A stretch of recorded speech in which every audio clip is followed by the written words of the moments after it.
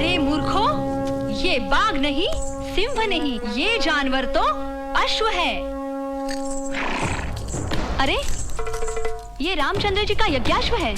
ये अश्व कौशल्यानंदन श्री रामचंद्र का है। इसे पकड़ने वाले को अपनी वीरता का परिचय देना होगा। जो इसे मान देगा उसे दरबार में सम्मान मिलेगा। तुम ऐसी बात कर रहे हो? जाओ, लौट जाओ। समरांगण में वीर वीरता दिखाया करते हैं, पीठ नहीं। मैं अंतिम बार पूछ रहा हूँ, आप अश्व को लौटाएंगे या नहीं? कदापि नहीं। तो फिर आपको नीचे आना होगा। हाँ, मेरे बाणों का उत्तर देने के लिए। ठीक है।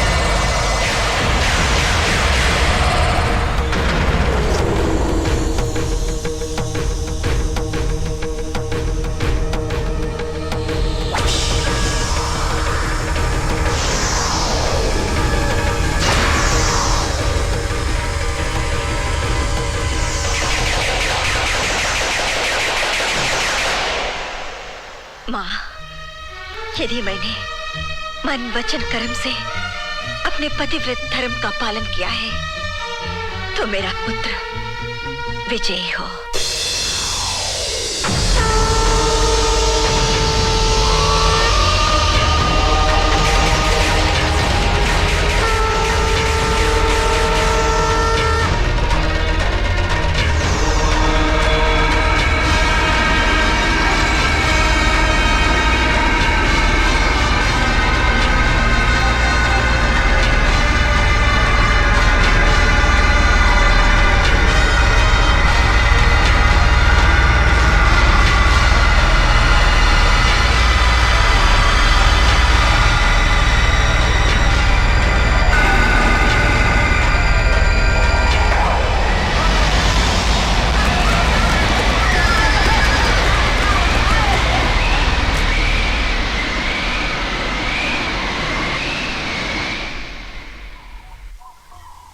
लो भैया उठो। भैया भैया तुम आ गए? हाँ। वो दुष्ट कहाँ है? मूर्छित है। और यज्ञाश्व?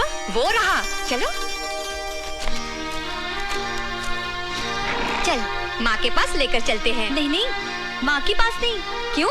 क्योंकि ये यज्ञाश्व महाराजा श्री रामचंद्र का है। माँ श्री रामचंद्र की बहुत भक्ति करती है ना, इसलिए श्री रामचंद्र को ही आने दो।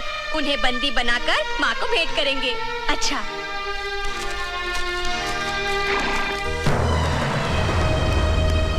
भगवान, अनुज शत्रुघ्न मुनि बालकों से पराजित हो गए। क्या? अनुज शत्रुघ्न पराजित हो गए? सारथी, क्या तुम सत्य कह रहे हो? कहीं तुम्हारी मति तो भ्रष्ट नहीं हो गई? नहीं प्रभु, मैं सत्य कह रहा हूँ। ये अकेले शत्रुघ्न की नहीं, संपूर्ण रघुवंश की पराजय है। ऐसा कभी नहीं हो सकता। भैया मुझे आज्ञा दीजिए। नहीं भरत, लक्ष्मण तुम जाओ पर्याप्त आत्मशक्ति के साथ। जो आज्ञा भैया। मैं उन्हें दिखा दूंगा कि रघुवंश से टकराने का क्या परिणाम होता है।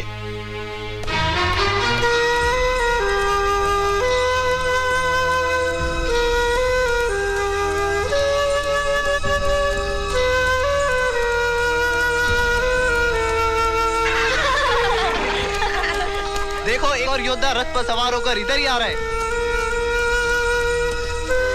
घबराओ मत, उसे भी देख लेंगे।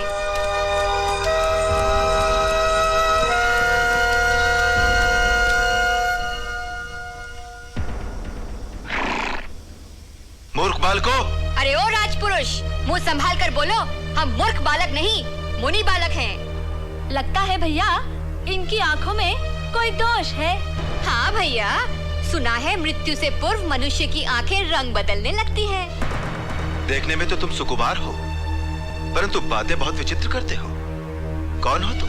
हम गुरुदेव वाल्मीकि के शिष्य हैं। इतने महान महर्षि के शिष्य होकर ऐसी उद्दंडता करना उचित नहीं है। हमारी आज्ञा है कि हमारा अश्व छोड़ दो। महानुभाव, अश्व आपका नहीं, अयोध्याधीश राजा श्री राम के यज्ञ का है। इसलिए हम अश्वाधीश और अयोध्याधीश श्री राम से युद्ध करना चाहते हैं, किसी और से नहीं। रामायण के रचनाकार महामुनि वाल्मीकि के शिष्य होकर भी क्या तुम श्री रामचंद्र के प्रताप को नहीं जानते?